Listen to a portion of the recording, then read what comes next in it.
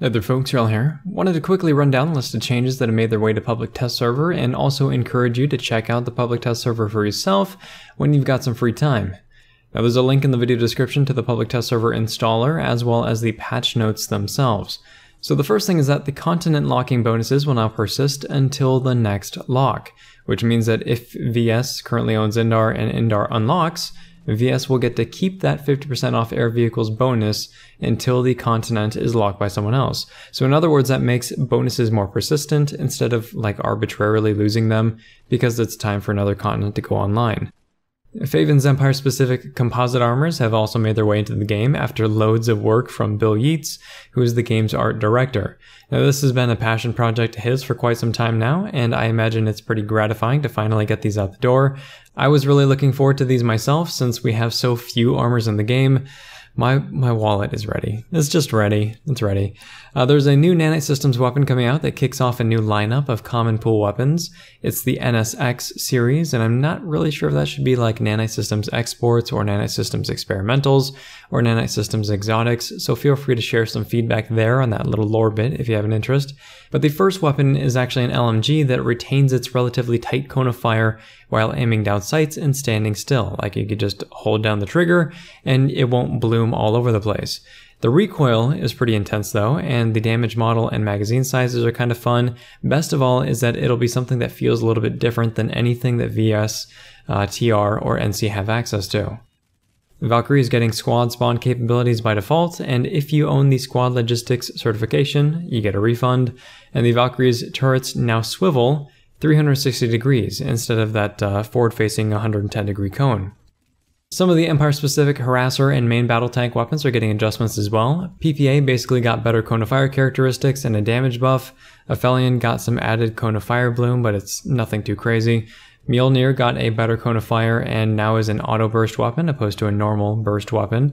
Enforcer got a slight gravity reduction. Gatekeeper's projectiles now accelerate to their full speed like most rockets instead of having a static projectile velocity.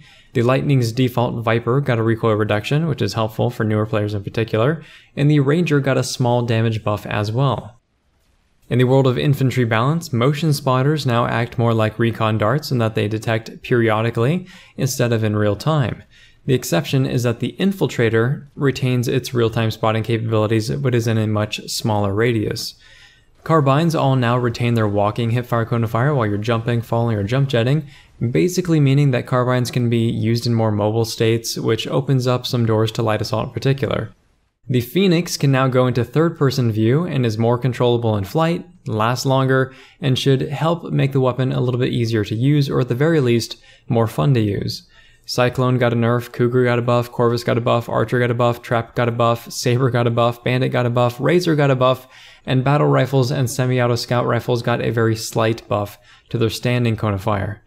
And all of the assault rifles and LMGs got a fall-off range adjustment, which is, also known as a nerf.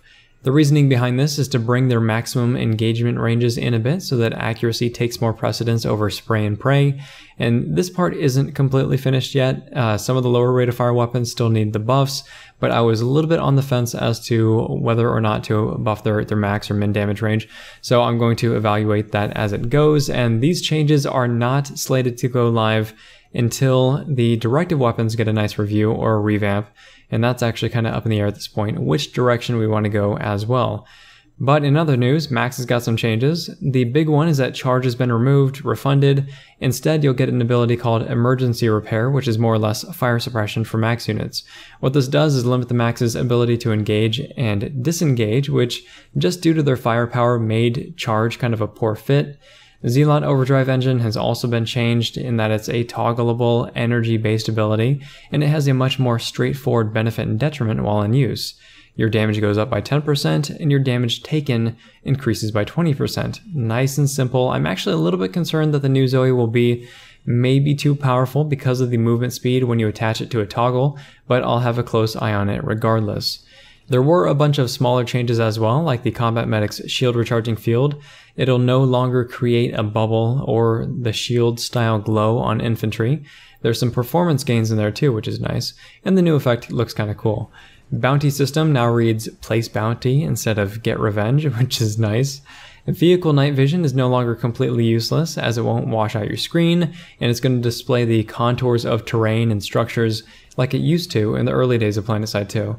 Not to say that people are going to pull it over their thermals, because I don't think that that'll ever be the case, but it'll still be a decent option for players who aren't interested in farming infantry.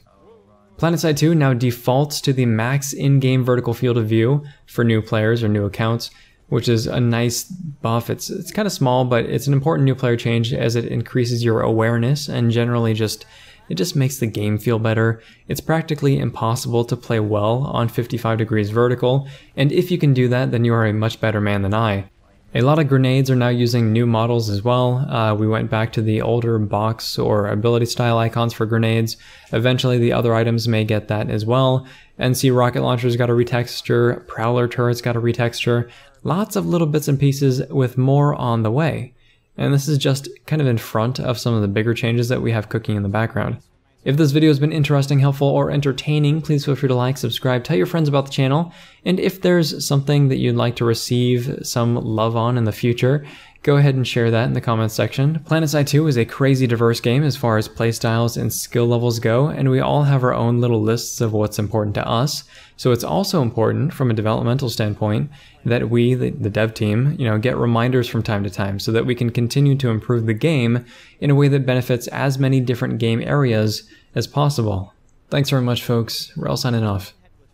Get that one mag right southeast of You gotta repair us. We're south. Yeah, get him. Harassment.